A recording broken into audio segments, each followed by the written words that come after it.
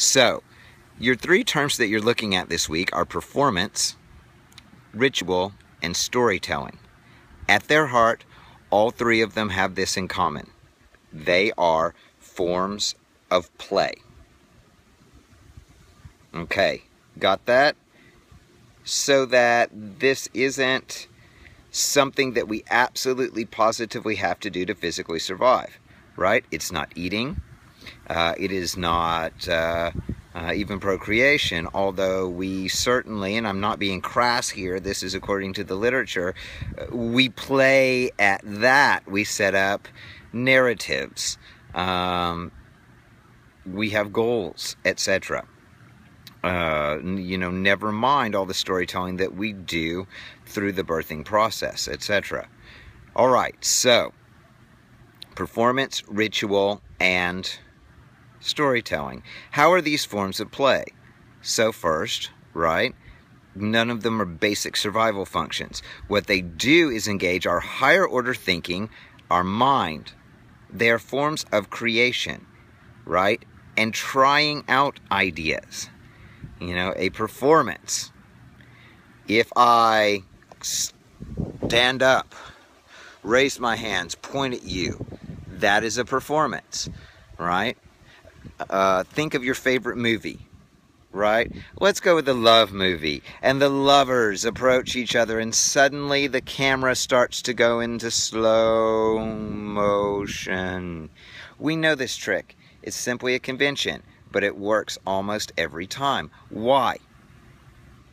We have taken this form of what if, this play, right? We are using a storytelling convention. We are putting a special ordering on time here, right? Which is actually something that ritual does. But we are performing love. We are trying to show visually what it feels like in that moment where the world slows down and you see your soulmate eye to eye and you approach her, you approach him, and it's as if time itself stops and expands, right? That's something that it took me several words to talk about, and I can show it with one performance convention. All right, so a convention is basically a shorthand or a language, something that we use in performance that everybody recognizes, and you don't have to be told to recognize it, you just do, right? Slow motion is one of those. Now we've taken that a step further after the Matrix, and we use bullet time. This shows us the importance of a singular action that would be quick if we saw it on its own. Right? And just in real time, we might miss it, right? The idea of performance is to take these very moments and expand them and explore them, all right? So performance is something that we recognize. When I point at you, my band calls this the 5-finger point. It means I'm really pointing at you. You've probably messed up in some way. Because I'm pointing, we understand that this implies you. There's an implication. There's almost a violence to it, right? Because this looks very much like an extension of self, like a sword or a weapon. So performance works with symbols. Ritual works with symbols. All right, when you hear the word ritual, hopefully you're not thinking like black masses and, satanic ritual or something like that. Rituals come in all sorts. There's the everyday. I'm going to brush my teeth. There's a special order that I do that in. That's functional. What we're really talking about here with play are the deeper rituals. Rituals like weddings, coming of age rituals, graduations, quinceañeras, more primitive coming of age rituals where you actually go out into the woods and survive for a night, right? There are sacred and secular rituals. A sacred ritual is something like communion, the taking of the Eucharist, a baptism, a bar mitzvah, some sort of religiously affiliated or some sort of ritual that is tied to the sacred. Some people would argue that, for instance, secular, right, non-religious, non-spiritual, rituals such as going to a Dallas Cowboys football game, right? A professional sporting event. It is ritual in pattern. But some of us might consider it sacred. Look who's back. What are you doing? Good. Good. What are you doing? The answer is good? Good. Yeah, I'm telling these guys about ritual right now. You have a ritual, don't you? In the evening time? Do you have a special order of Yes. things that you do before you go to bed? And you do that every night, right? Yes. Yeah. I brush my teeth and sleep. Uh-huh. And brush my hair. Uh-huh. And put my pajamas on. Uh-huh. And go potty and turn off the light and go to sleep. Okay, does that help you to go to sleep after you've done all those things? Yes. Does it make you feel secure? Yes. That's what ritual does for us, right? And saying and something for the day. Oh yeah, and the same thing for the day. Do you have a daytime ritual? Yes. Put on clothes, brush hair. Go to the party when I need to. Uh-huh. Yes. And what else?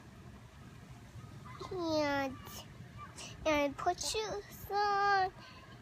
Like the door every day. That's right. So it's functional. Like it matters that you have shoes on, right? Yes. It matters that you brush your teeth and potty, right? Yes. But sometimes it takes you 2 minutes to brush your teeth, and sometimes it takes like 5, right? Yes. So there's a space in there where anything can happen, right? You have to Yes. put on shoes, but you might choose to put on any shoes. You might say, I want to go barefoot, right? Yes. This is the ritual process. It gives us security by recovering or restoring behaviors that we're used to. Rituals operate on in a space, right? Your ritual space is the house. The ritual space for a Cowboys game is the stadium. The ritual space for a wedding is often a church or synagogue. Or babap, right? Concerts have venues, etc., etc. So, rituals have a special ordering of time. They take place in a sacred space set aside for that ritual. They always involve some sort of symbolic performance, right? You're going in the water, literally you're going in the water. Symbolically, you are cleansing your sin and your soul is reborn, right? And I'm not saying that symbolic means it's not real. If anything, symbolism, metaphor makes things more real, all right? Beyond that, ritual has a prescribed order, just like Adriana told you about her morning routine and her nighttime routine. But within that, okay, it's order in which anything can happen. The sequence of a wedding is absolutely set out, right? You even rehearsed it, but somebody might choose not to get married. Hopefully that's not the case. But if it is, this means that the ritual space is a space of liminality. Liminality means that you are in betwixt and in between states, right? A limen is a door. So imagine standing smack in the doorway. That's ritual, right? We absolutely know what's going to happen. We absolutely know that doorway's there. But when you walk through it, you might be changed forever. Or you might come out going, right? So there are 3 phases. The preliminal, I'm getting ready for the ritual, the liminal, and then the postliminal, right? Where I go and I talk about, oh man, that was such a good sermon today. Or did you hear that Torah reading? Or Des caught it, right? So that's ritual. It is a very, very structured environment in which the possibilities are wide open, right? And it separates you from mundane reality. Again, separate space, special ordering of time, prescribed order of events, okay, symbolic action, symbolic implements, right, or tools that have a certain symbolic meaning, and usually there are sort of symbolic vestments that you wear. Your everyday routine, it's putting on your clothes. However, if you're going to a Cowboys game, you put on the jersey. If you're going to church, you put on your Sunday go-to-meetings. When I go to Shabbat, I wear white. All right, special vestments for these things. Okay. The third thing we want to look at is very general. It's storytelling. Also a space of play. All right. So in a ritual, right, you go and you may take it very seriously, but you are playing according to a sequence, like a story. So story, you like stories, don't you? Yes. What's your favorite story?